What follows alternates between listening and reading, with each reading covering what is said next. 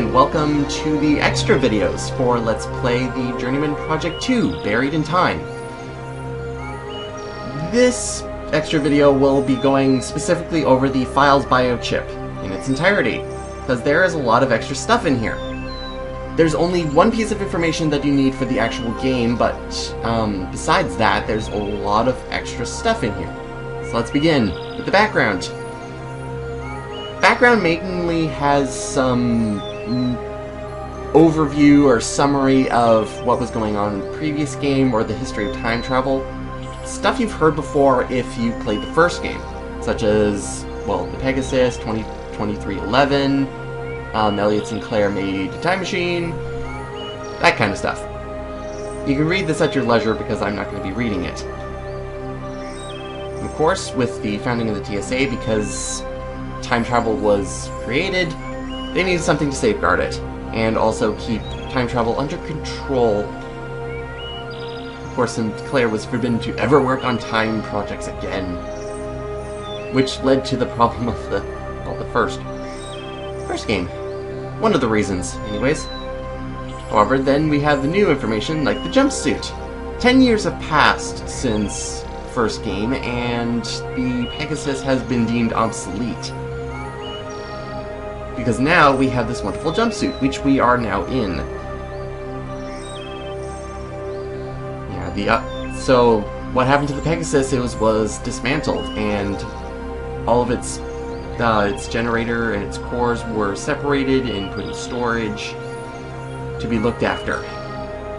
And of course, like what Future Gage said in the figurine, there are new divisions of the TSA. There's not only just the security unit, like there was in the first game. I don't even know if it was called the security unit or not, but now there's the deep time unit. And of course, there's more agents at the TSA now.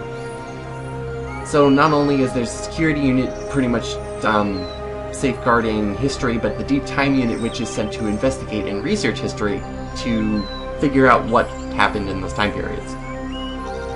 And there's 4 individuals in the deep time unit. Let's learn about them. And also the security unit. Security unit has 6 agents.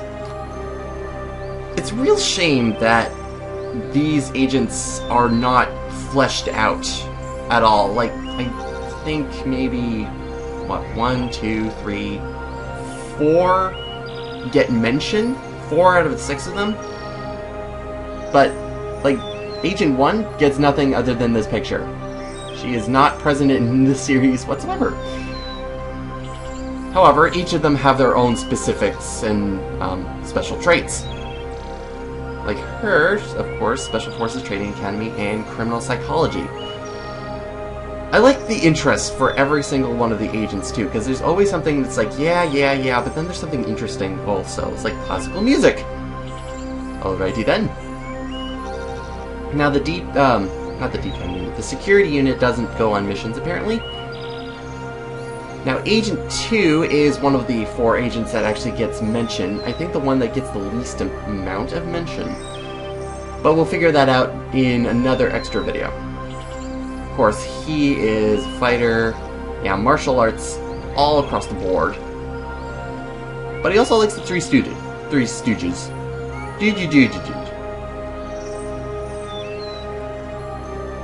Yeah, look at that blonde. Wow. Some of the pictures are just not flattering, I don't think.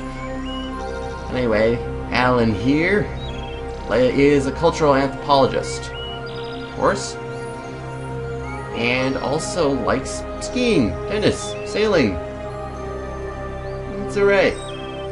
And we have Agent 7, who has a really creepy smile. Ugh, it's freaky. Yeah, all of these people have wonderful credentials behind them, of course. She is the outdoors person. Of course, rafting excursions, dangerous cliff rescue, and she's doing security now. You really think she'd be in the deep time unit? Maybe. I don't know, but she likes impressionist painting. We have Agent 8, Marcus. If you remember from the intro, Marcus was the one who took Future Gage back with him. And actually got a line of dialogue. Unfortunately, that's the only line of dialogue he ever gets.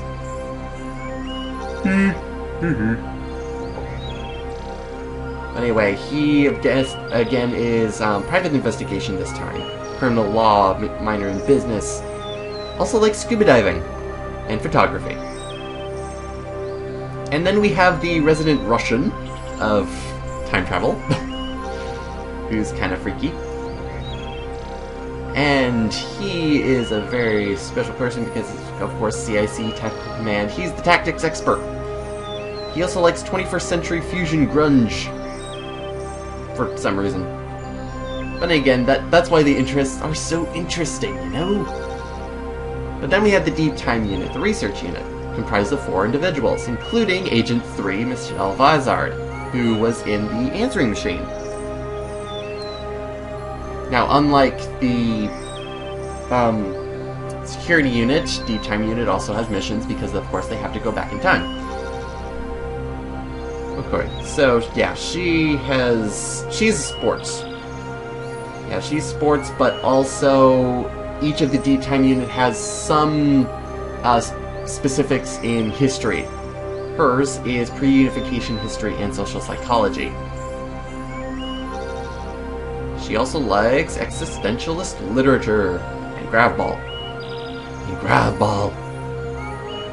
Of course, they use the background of their history major, what they major in history, like pre-unification history and social psychology, in order to actually figure out what time zones they would be interested in.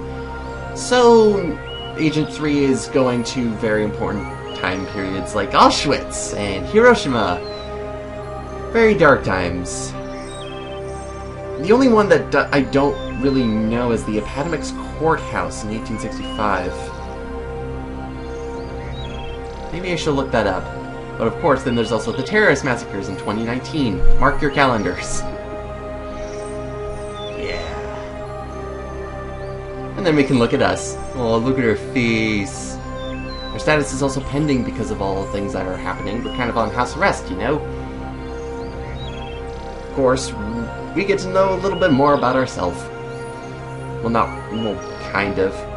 Of course, we're kind of broad world history, but most of our profile pretty much just goes to the TSA because we were one of the first agents. The 5th agent. Whoa. We like Journeyman collectibles. I wonder why. And then we can just see our missions again. And we have Agent 6. Randy Dandy Man here. His specialty is cultural anthropology and ancient history in particular. Greek mythology and whatnot. But he also likes volleyball. Of course your interest is history, that's why you're doing this. And of course, ancient history means that he's going into the BCs, such as Ur, Sumer. I've never seen Knossos in Crete spelled with a C. I've always seen it spelled with an K, which is interesting. And then we finally have Agent 10, who probably has the worst picture out of everybody because it looks like her face is made of plastic. Look at that lumpy cheek. Lumpy. Anyway, her specialty, other than being a teacher's assistant at Harvard, is post-unification history and poli-sci. She also likes mysteries. Oh man. But yes, she is very interested in political history. So Independence Hall, East Berlin, and even Gorbistan, which, if you remember from the first game, it was mentioned that Gorbistan 2112 should ring a bell. That's what we were trying to preserve. And there's all the agents. So the final piece of information, of course, is the jumpsuit overview. Because, you know, it's something new. It's mobile. Even though it looks chunky. Even though it should be chunky because, of course, we're jumping through time and whatnot.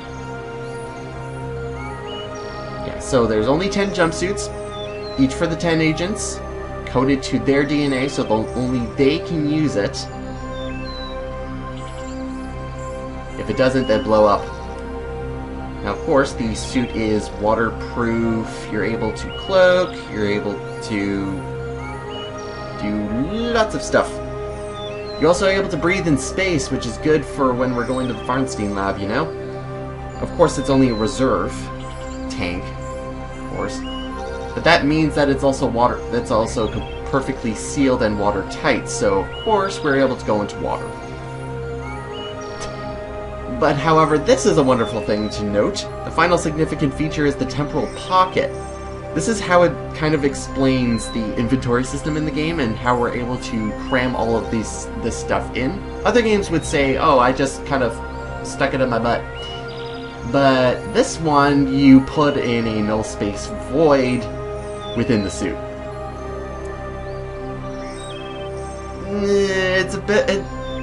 It's an explanation. Probably not a strong one, but, you know. And that is it for the Files biochip. The only... and really, other than for extraneous information, there's only one thing that you actually need to go into the Files biochip to look at, but that won't come for a very long time. So with that, that's the Files biochip and the end of this video. So see you next time for more extra videos, including the Environ system. See you next time, everyone.